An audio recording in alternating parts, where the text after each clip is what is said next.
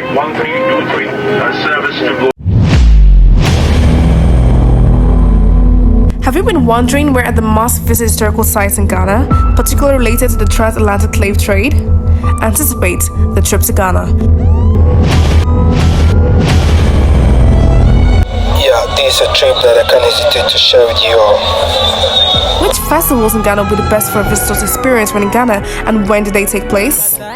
Anticipate the trip to Ghana. What are some of the best traditional Ghanaian dishes to try, and where can they be found? Ensure you do not miss out on the trip to Ghana. What is the significance of Kwame Nkrumah Mausoleum, and what can one expect when visiting?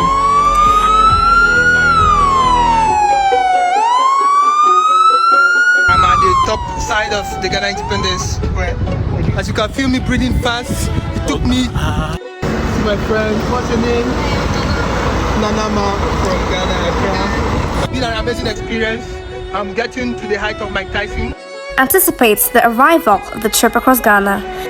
Best beaches in Ghana for relaxation and water sports. Anticipate That one amazing trip across Ghana. The trip across Ghana. the trip across Ghana.